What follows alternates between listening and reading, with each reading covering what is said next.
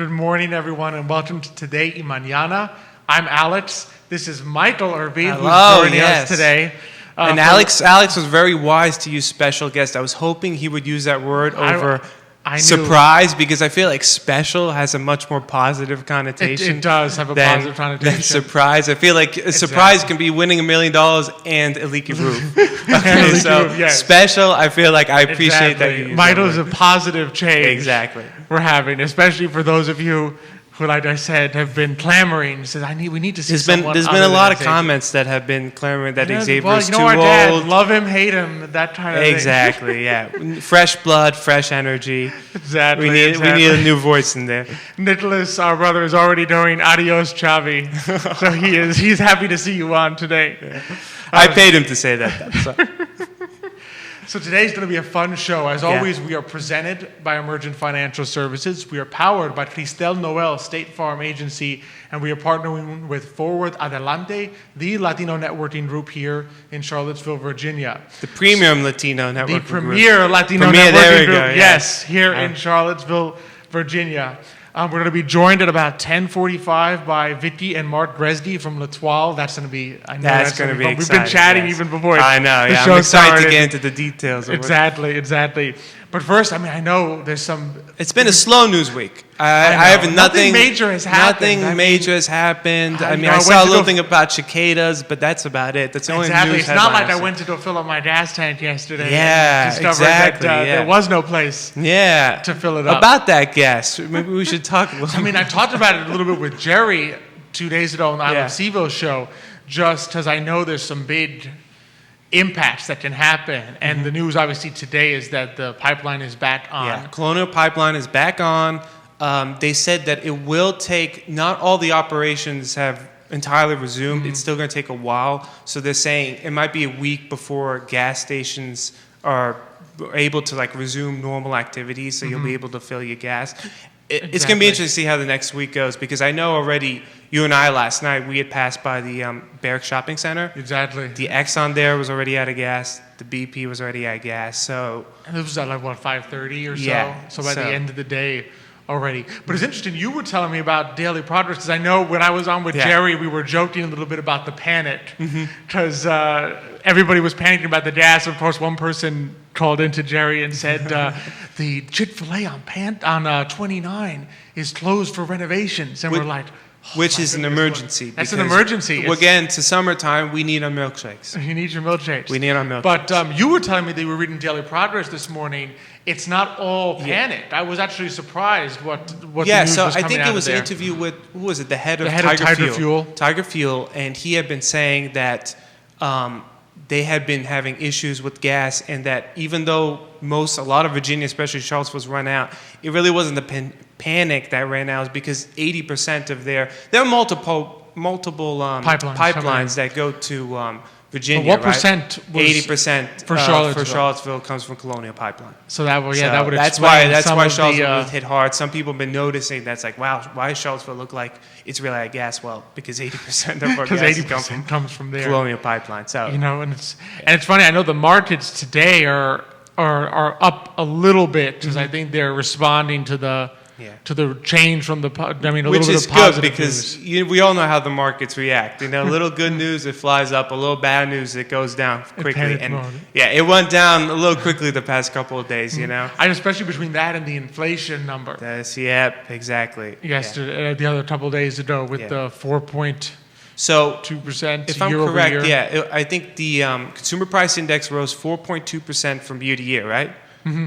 Okay, year to year. 0.8% from month to month. Well, the important thing is you have to look at what the estimate was. Now, I know you and Xavier last week were talking about the Fed. They were talking about inflation. The expectation was it was going to be high, correct? Mm-hmm.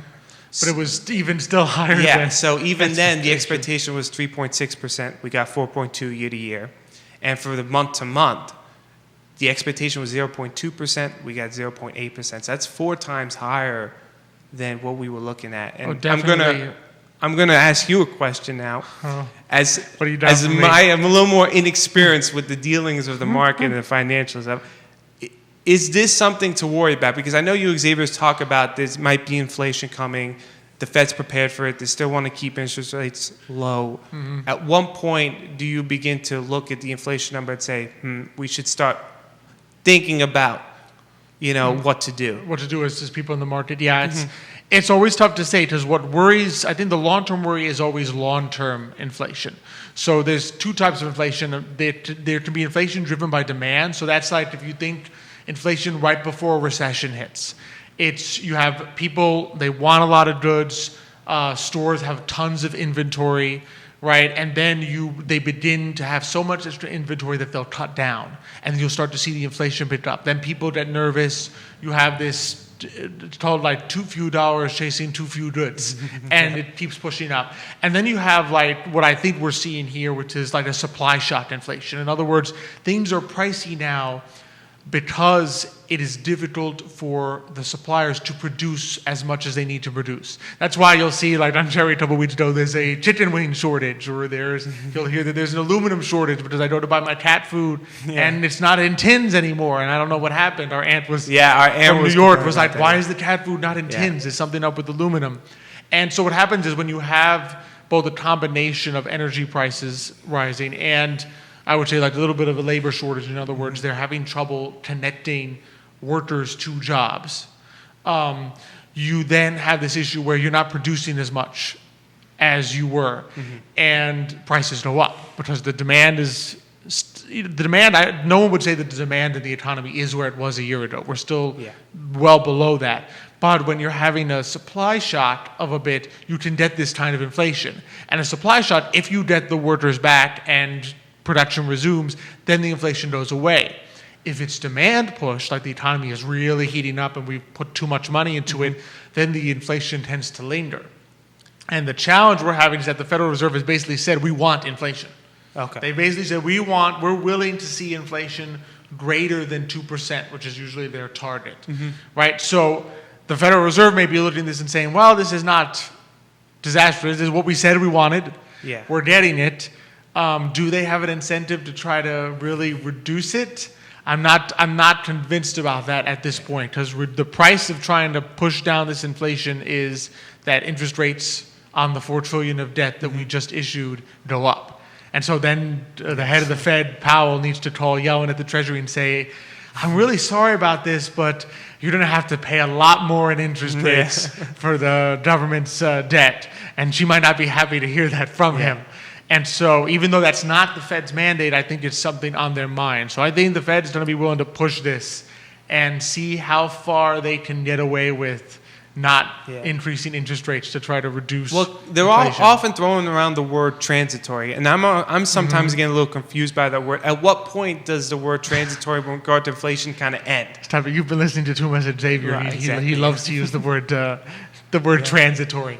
So it's tough because transitory, is temporary, short term, but in economics, short term can be like anything from 1 to 5 years. So if an economist uses the word transitory or short term, we as normal people might be sitting there thinking, this is only going to last a month. Couple months, exactly. Powell said short term, Short it's term. a month, and then everything goes back, prices go back to normal. But that's not necessarily the case. I mean, and so I think sometimes we have this disconnect because the Federal Reserve may be sitting there saying, well, CPI is only at, 4.2% year over year. That's not a big deal because year over year is month to month is 0.8. 0.8%. Exactly. And so they may be sitting there saying as economists, well, this is well within our range. We're happy with this.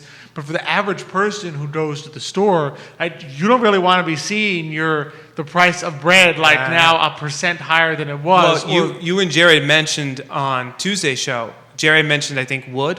I had read an article from CNBC. Wood's up 120% in just 2021 alone. Copper is up 30%. I don't know exactly. I was reading that copper is very important when it comes to building. Home building. Yep. Yeah, I'm not exactly sure how, but that's up.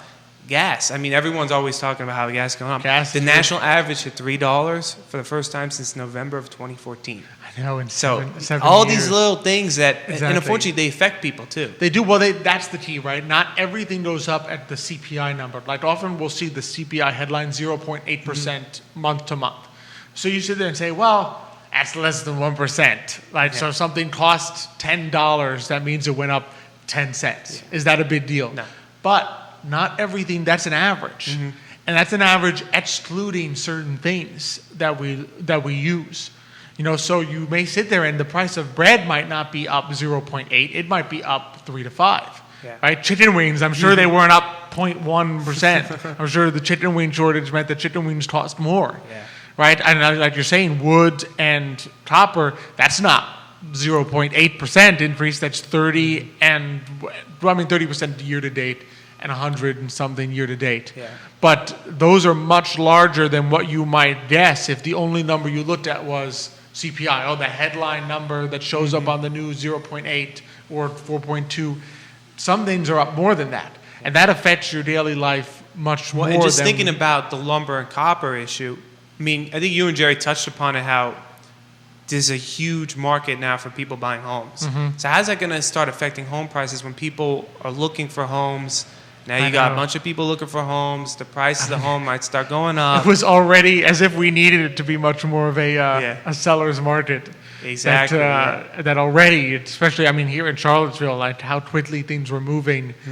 The question is, is the base now price up? It's like, it's a new home is more expensive. So if you want my previously existing home that's already ready to go, you might have to pay me a little more for it. One person, analyst, when talking about the wood, was like, you could see some house prices go up close to like $20,000 to $30,000. So crazy. Yeah, already when you talk about struggling economy and you're looking to move out, that's probably not the best news you're looking for, right? It's like, oh crap, I have all things to be going up. Lumber prices. If you're selling a home. If you're selling a home, you're in great. Good shape. The inflation was up 4%, but my home went up 20%. Exactly. I'll take that when I sell it, and then to enjoy the fruits of my home sale. Exactly. So it has its challenges, but I think to really get down to your point, I think if it's transitory, and I think hopefully there's some hope on the horizon. Obviously, thankfully, we'll soon see in the next couple of weeks the DAS thing be resolved. So you're saying no panic. Now's not the time. The key is always never to panic. The key is always never to panic. Don't start panicking like some people were during the gas shortage. I was telling Alex, there was one video that went viral, that it was a lady who had a small Volvo, and she was putting gasoline into plastic garbage bags. Okay, I'm not kidding you. She was putting them into huge plastic garbage bags and putting them inside her little Volvo. And all I could think about was, I really hope she's not a smoker. That was the first thing. If she's a smoker, forget it. She'll be reaching Mars before Elon Musk does. Really. No, it's true. And you never want to be, even in the markets, you never want to be that person. Exactly. Don't be the equivalent of the gasoline plastic bad lady when it comes to your investments. Like, it's always slow and steady. Be calm. Yeah. Don't be trying to sit there and say, is inflation going to go up? I have to try to do this to head it off. If you are diversified, if you're invested correctly, if you're prepared to rebalance, as things change, you'll be in good shape. It's always changing, like I always say, it's always changing the percentages, not the investments. In other words, if you're in the U.S. economy, be in the U.S. economy. Right? Don't just say, when do I get in? When do I get out?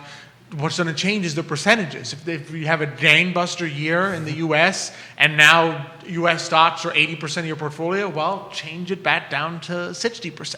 Sell 20%, you'll do that. You rebalance, right? If you have a terrible year in the U.S. and it should be 50% and now it's only 20%, guess what? Sell something that went up and move it back into U.S. And when you do that, that rebalancing is what does the magic trick. It's not the panic timing of, I can't do anything now, or now I have to suddenly do something. It's being calm and just relaxing, enjoying life, sitting down, having good food, having a drink of coffee. Speaking of good food. Speaking of good food, with the transition, see, you're already I'm the natural. You're already ahead of this. With Xavier, usually I have to go like, when it comes to food, my mind's always on food. Let's exactly. be honest, when I think of food. In the Urpí family, our food is already headed on top of the mind. It's right under religion, probably. Right? Faith and food. Yeah. But we're really excited to be here joined by Vickie and Mark Gresge from L'Etoile Catering. Both so fun to have you both on. Yes, thank you for coming. Oh, thanks Thank for you having for us. having us. Thanks for joining us. So, I mean, tell us a little bit about, for people who don't know you, I mean, the history of L'Etoile. How did you both get started? Where did you find your love of food? And I know French in particular, how it is infused. So feel free, either one of you can jump in or both. Well, we first moved down to Charlottesville because Mark took a job with Klockner as a packaging engineer. Nice. And I followed after we got married, and I had the opportunity to help open a bed and breakfast, which included the hospitality of breakfast. Wow. So I assisted with that and soon realized that that's exactly what I enjoyed. And so Mark soon followed. I realized I couldn't do it by myself, so he got really busy training under some really amazing chefs. And we started a little tea room and soon realized that it was too small we didn't do a business plan, so we realized it was just too small to sustain our family. Yeah, we had a dog, and well, when we first opened up, no responsibilities. It's just us, Vickie and I, our dog, no business plan. Hey, we love hospitality. Let's open up this luncheonette place. We actually started with our wedding silver. As our silverware. Our silverware, because we had nothing. We bought a refrigerator and some items, and we thought, let's just get this off the ground. I went to work in a couple restaurants in town. How do we do this? How does this work? So by day, we're entrepreneurs, and by night, I'm working in other restaurants. And I thought, our initial thought was, I just want to make enough money to buy some silverware that's not ours. Exactly. Yeah. And we started inside of this bed and breakfast, just serving lunch, and it became popular. We became good at what we were doing. So we started that in 1992, and then in 1999, we moved to West Main Street. Okay. Across from the Amtrak station. Okay. I was about to ask whereabouts. All right, very nice. I like that. I don't know spot. if I can mention another business, but You can, sure. Okay, Continental Divide was our neighbors at the time, so that was the location, right across the bridge. Nice. We started catering with the University of Virginia and some corporate businesses in the area, and catering, we just found out, was where our passion was. So you enjoyed it even more than the initial thought of the restaurant hospitality kind? Well, we loved both, actually, and but we soon found out that we couldn't do both simultaneously. It's just, it takes full attention to run a fine dining restaurant. It takes full attention to run a catering business. So we had to make a choice. It took us about 5 years to make the transition, and a lot of help from the SBDC in helping us build our business plan. But we eventually got to a point where we found a property and we renovated it and finally made the switch to do catering full service or full time. And what was it about catering that you sort of kind of drew you more than what you were doing before? I think being a part of just big family celebrations, and also just people getting together to experience friendship. Yeah, part of our elevator speech is, when we had the restaurant, we noticed, birthdays and business deals and bringing grandmother out, and we're like, hey, we're part of these life's experiences. Exactly, you help make them joyful. Yeah, and where do we fit in? Not just putting pretty food on a plate and sending it out. I mean, that's what our jobs were, but we're part of these life's experiences. And then it turned into, now we're part of someone's wedding. Pretty big deal. And so we honor and respect that. And it's a lot of stress being part of a wedding, right? But at the end of the day, it's like, wow, we were part of that person's milestone, that life experience. So that's what guides us. We say hospitality, but we get to be part of that and not patting ourselves on the back like, But when you do it well with excellence, as you do, you help make that event like something they'll never forget. You're part of the unforgettable nature of it. Yeah, that's our goal. Is we just want to bring maximum hospitality, and that includes not only the good food, but the service and anything we can attend to with our clients, we want to exceed their expectations. Absolutely, absolutely. So I know you mentioned SBDC, and I'm a big SBDC fan. So it's Small Business Development Center. I mean, we've been sharing their restaurant revitalization information for a couple of weeks now on the show.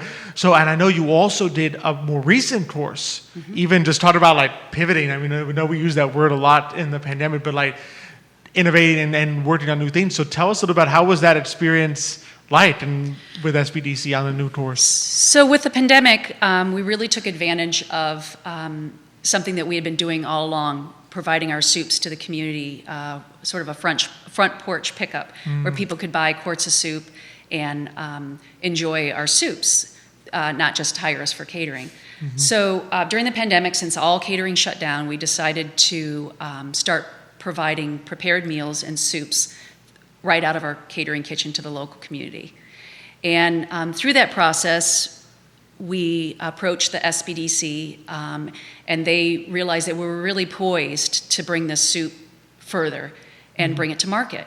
So it's a bigger process than we expected, and through the research and also being involved in a food and beverage accelerator course, and also working with all the local SBDC people, we're starting to work towards packaging and labeling, and we're also working with Virginia Tech with some food scientists to create the perfect recipes to work that'll work in a market. And going to bring it to market. So that's a big change, I guess. Yes, that does to sound take like that next step. You must be really excited about it. We're very excited about it. It's something I think we've thought of all along, but just didn't have the bandwidth or the time when we were busy doing other things. So this sort of gave us the pandemic gave us time to really look into it and start the research. And Awesome. What kind? I gotta ask, what kind of soups? I mean, do you have? Alex is hoping the answer is French onion soup. I know. He's hoping it's French onion soup. Oh, you reminded me of that. We just had a client ask for that again. We did it once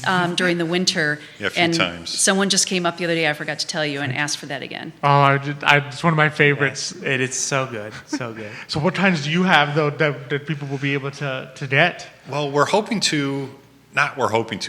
going to. We have relationships with farmers, which we've had for years, and we'll call that our supply chain.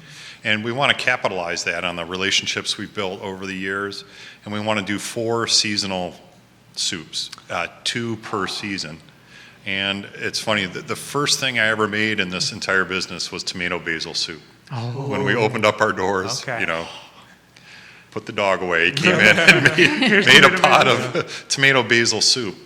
And then it's funny, we had a meeting earlier this morning, and one of the SBDC people said, what about kids? You're providing a product for someone on the go, the meal instigator, I'll call them, or meal, someone who's going to make the decision for the meal. Exactly. And will kids enjoy this? So we're still trying to figure that out, but seasonally in the summer, definitely tomatoes, tomato basil. In the fall and winter, Brunswick stew, which is a big Virginia product. Yes. Potato leek and a butternut squash.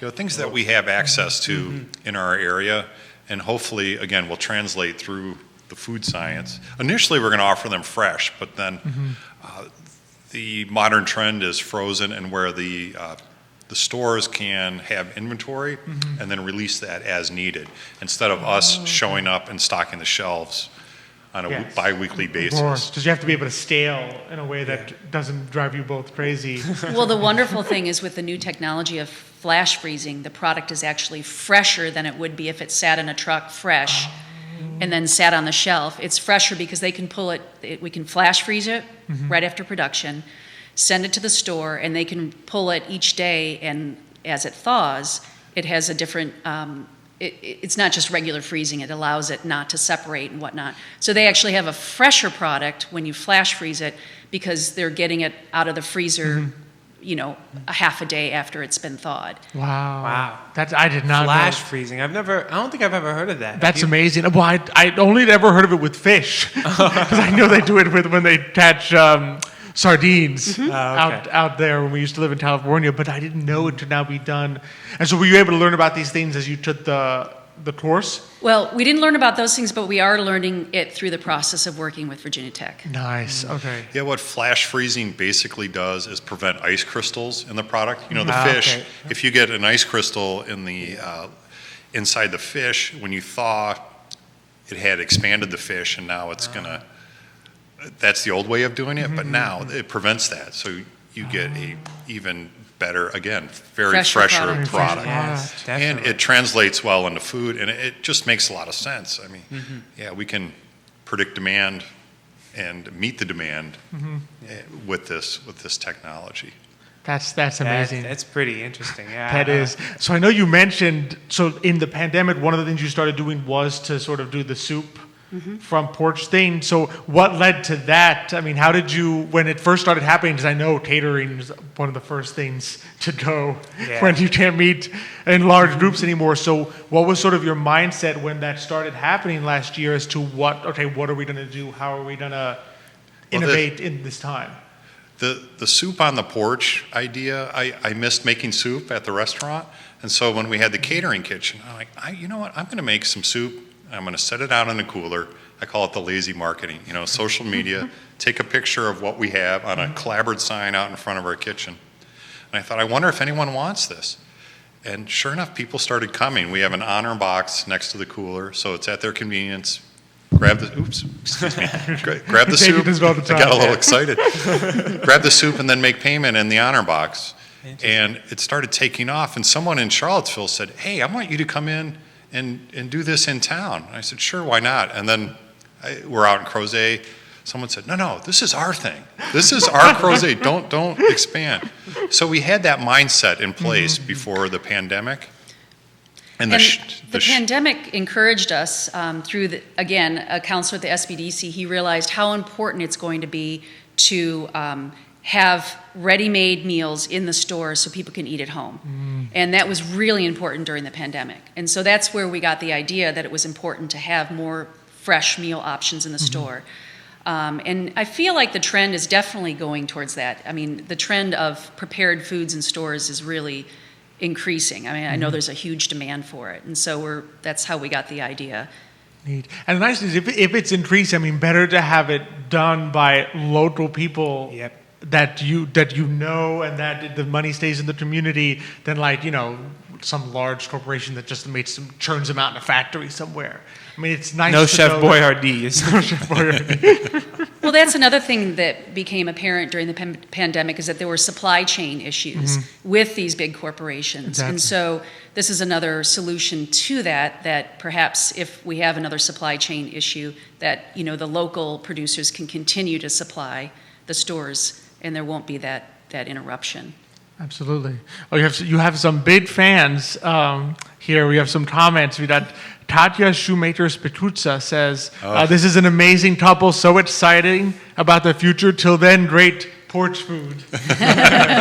And Tom Steppe says it is the best tomato basil soup he's ever had. Oh, Nice. So I mean that sounds good. We're trying. I guess we're trying this next. Because I'm a big tomato soup. Oh, yes. And we love nothing more than, I remember us growing up during the summers, we would always have, our mother would get tomato soup and grilled cheese. That's it's like classic combination. So yeah, What it's a the great Oreos memory. and milk. Yes. Right. Exactly.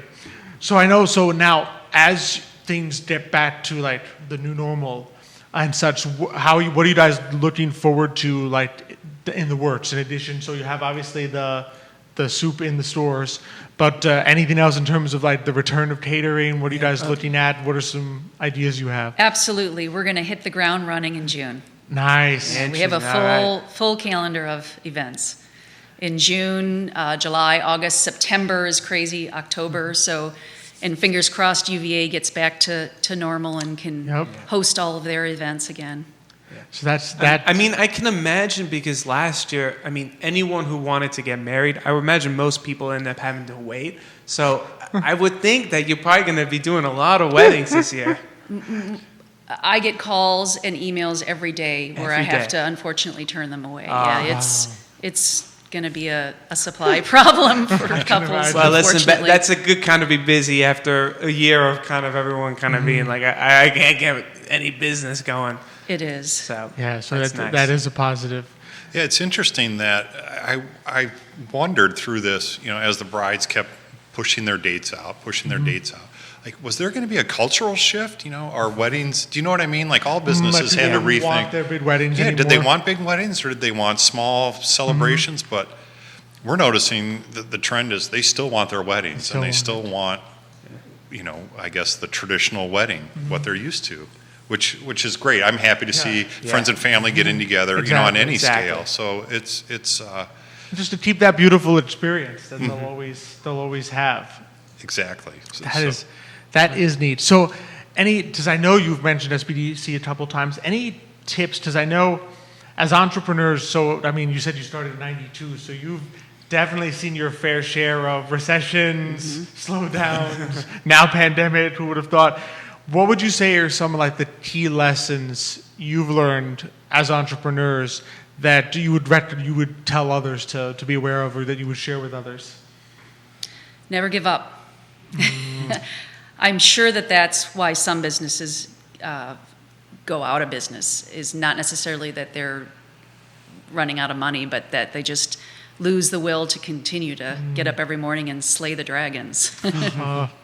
Yeah, they get discouraged, and we keep talking about SBDC. There are resources out there, and we're not the first person to go through this, right? We're not the first catering company or restaurant to go through, and so there's plenty of resources out there, and in the community, especially in this area, like we've been discussing, to bounce ideas off to. Professional services. Yeah, professional Yes. services. How do we approach this situation? Even the local banks are very helpful too. Hey, perhaps a line of credit, so on. So there's, I guess, maybe it's perhaps trying to figure out what questions to ask, and then because people are willing to help. Exactly. Yeah, there's so many. There are so many beautiful resources here in Charlottesville for entrepreneurs that just want to help and get you on the right footing. And maybe I think you're right. Maybe it is sometimes the questions, like knowing to go to the resource and say, you know what, I may not know all the questions, but maybe you can help me find some of the questions that I should be asking.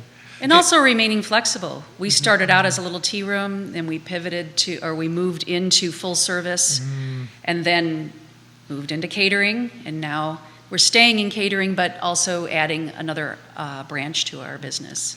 So I guess staying within your passion, but being able to, I guess, maneuver in such a way that you can see when opportunities arise, you're able to take advantage of them and move into them. Yes. The two words I feel like are popping in my head are perseverance and ingenuity.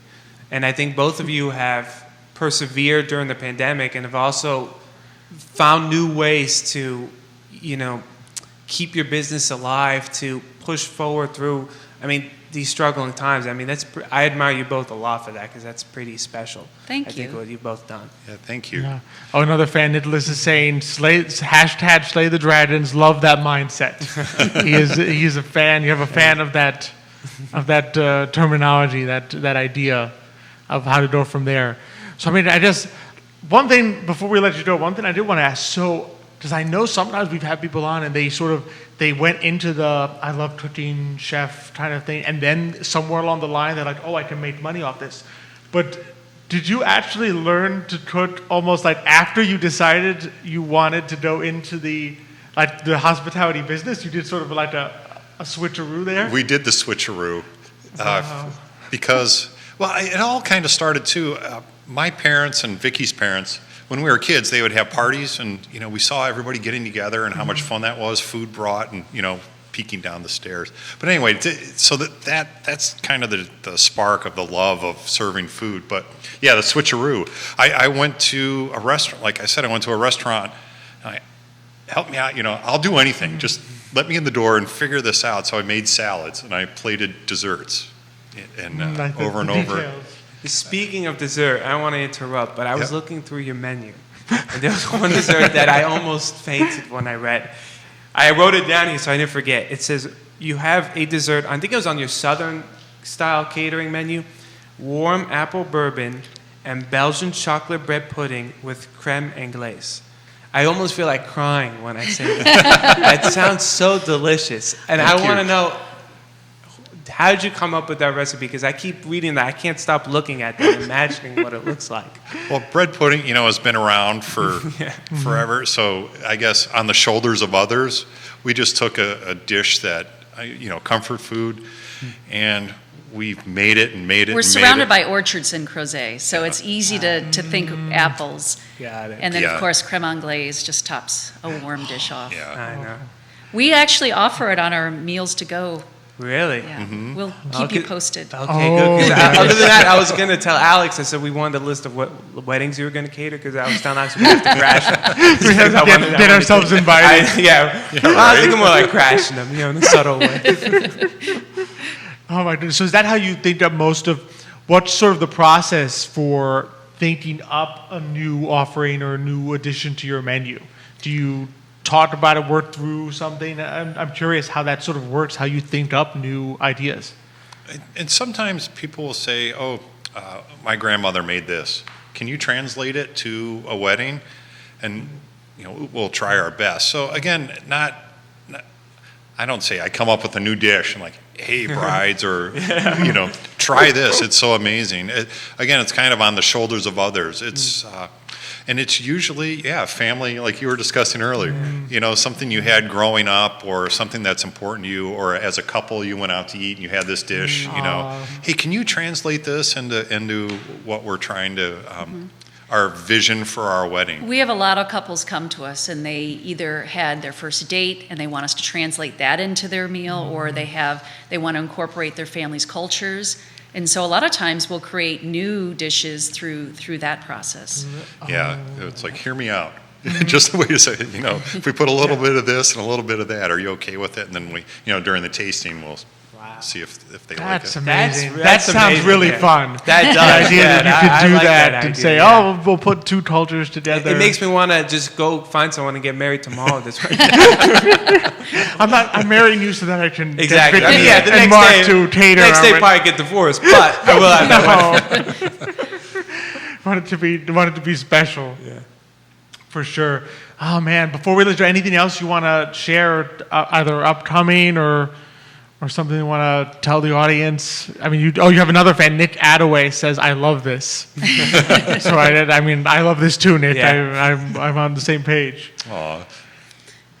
Gosh, I guess just what we're sharing now, and thank you for this opportunity, is course. that look for us in local stores starting this fall. We're going to launch this fall. Oh, And fantastic. that's what, and of course, we're going to keep the course with the weddings and Absolutely. our events. But Absolutely. And so if people want to find you for catering wise, so there's a website. Yes, L'Etoile Catering That's Wall is our Catering website. Is a website, and then Facebook or Instagram. I know. Facebook and Instagram. Oh, now you're on top of the game. as a newbie to Instagram myself, I'm like, all right. And people through our website, they can actually order our Friday meal pickup, which you just roll through our driveway and I run the food to your car. Oh, that's awesome. And it's all pre-order. yeah, That's pre-order. fantastic. through our Nice and website. easy. Yeah. Nice and easy. So Friday meal pickup, L'etoileCatering.com is the website. Katya says again, do not give up the cooler. You have one request, would like to please do not. Oh, cooler's not going away. Oh, it's there you have it, Katya News. It is not going anywhere, the cooler. But thank you both so much. Yes, It's been thank so you. much fun. Oh, Yes. thank you. Thank you. for joining It was a us. pleasure. It's a real pleasure, and we'll be sure to have you on again when Definitely. as you get closer to the launch date Happy to do that in the anytime. stores. Yeah. Thank you both so much. Oh man, That was fun. that was a lot of fun. Now I'm It's hungry, always- but that was fun.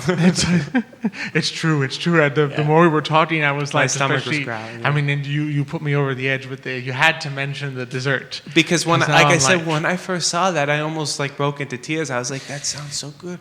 Bourbon, apple, Belgian chocolate bread pudding. I know. I was like, Well, especially for foodies. I mean, like our Yeah. family has been foodies. well, for, listen, it's well documented. Obviously, Xavier has the sweet tooth, but trust me, his 3 sons inherited that as well. Oh, that's. I mean, when there is Cuban blood flowing through your Exactly. veins, it needs to be fed with sugar. Exactly. You know, some people need oxygen. we need sugar. Listen, even to- our dog had a sweet tooth. I mean, he didn't want, when it came dessert time, listen, eat guava, dulce de leche. I mean, Anything. exactly. I know you would sit there and say, how does this dog want this? Yeah. But he was a Cuban dog. It was. He was a Cuban dog. Yeah.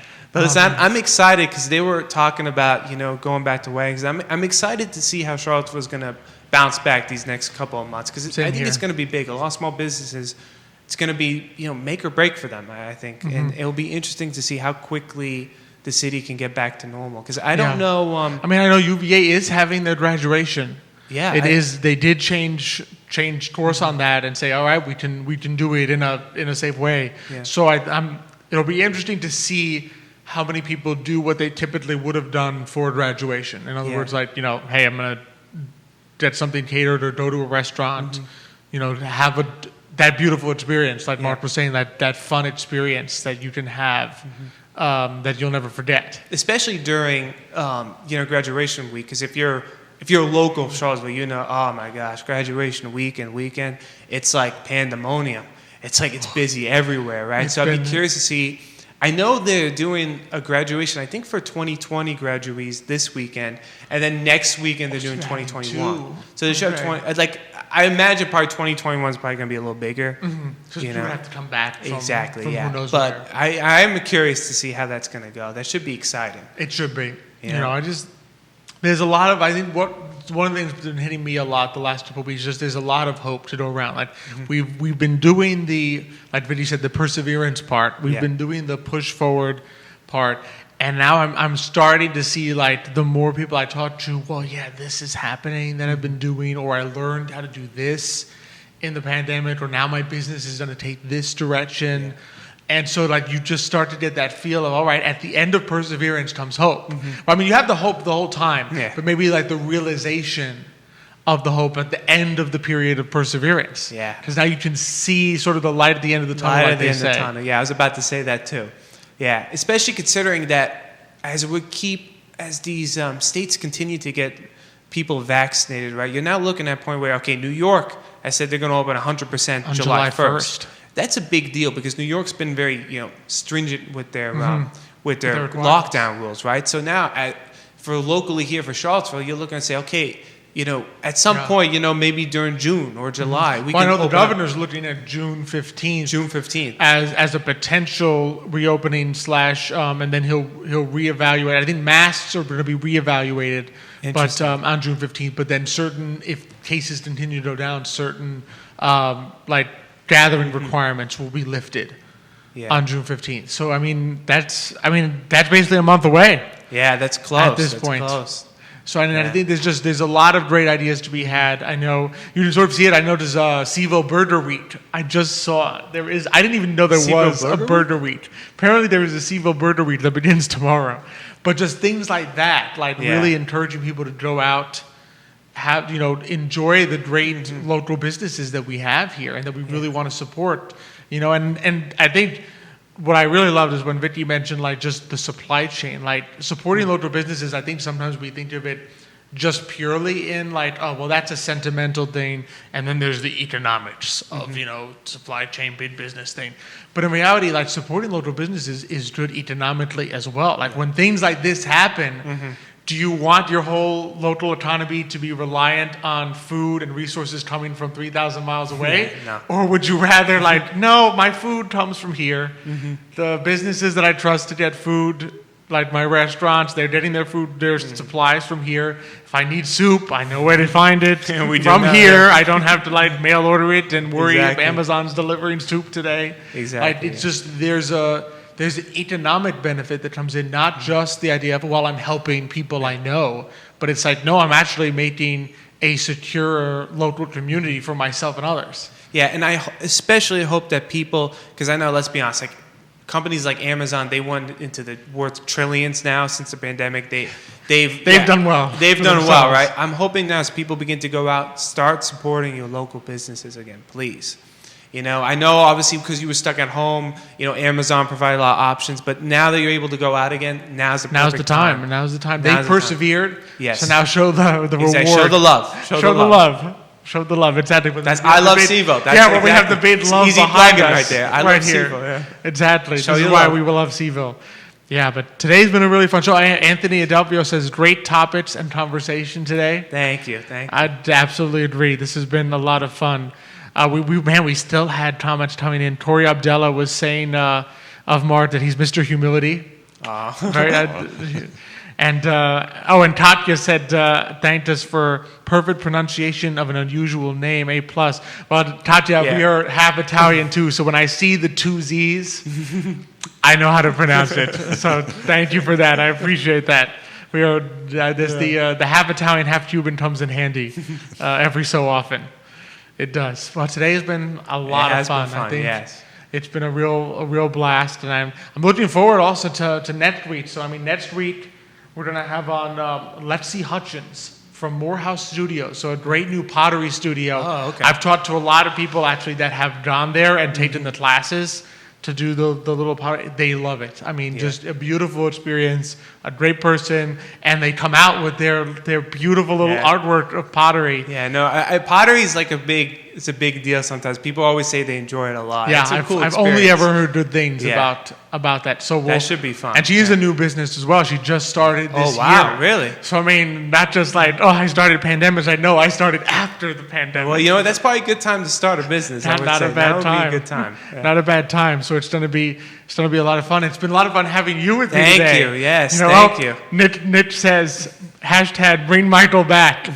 Let's get that trending. We'll get that trending. No, I'm not gonna let Jerry go off easy because you on his show Tuesday. He said I'm gonna have a special guest, and I don't think if you notice, like Jerry's first reaction is social media ninja, right? And then Alex is like, well, maybe. He goes, Mrs. Urpí, and then finally like, Alex goes, it could be Michael, and Jerry's going.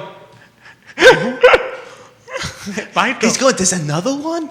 There's another brother? Yeah, there's another mythical Oh, third you're Urpí not going to brother? let him forget No, that I'm not one, going are to you? forget that. I almost boycotted the show, but now it's like, Now that we let you on, Yeah. you're forgiving. Yeah. You're forgiving. Yeah, well, I think we've made some new fans of Michael. You never know. Maybe people are going to be like, no, do you don't Listen, have to the bring... social media ninja has earned his paycheck today. He I'll say that has. He much. has. He's been pushing working. me pretty. He has been pushing. He's been supportive. Yeah. He's been very supportive. Maybe it's partly because he's like, well, if Mike comes on, I don't have to go on the show. But we'll never know. Maybe we'll just keep bringing you back, and we'll leave it Xavier for. We'll see. We'll see what happens next week. We'll keep everyone suspense. Exactly. If we get enough feedback, give us feedback in the comments. Let everyone know you want Michael. Yeah, bring Michael back or bring Xavier back, and we'll see Exactly. in one of those Do a impromptu poll. Maybe you social can do media a poll. There you go. Who do you prefer, Michael Yeah. or Xavier on Today Mañana? And don't be afraid to create the fake email accounts and Do it. It does not have to be fair. But yeah, this has been a lot of fun. Yeah, Looking thank you for forward having to our guests next Yes. week also. And just, be sure to check out, I just want to echo this, SBDC, Central Virginia SBDC. You can find them on Facebook. They're really easy, at Central VA SBDC. So super easy. You can literally just find CIC also, but the CIC Community Investment Collaborative, they are the host for Central Virginia SBDC. So they have so many resources, especially if you're a restaurant looking to be involved with the Restaurant Revitalization Act, get some assistance there. They're helping you go through that process. So it's a really easy application. They can help you do it in English or Spanish.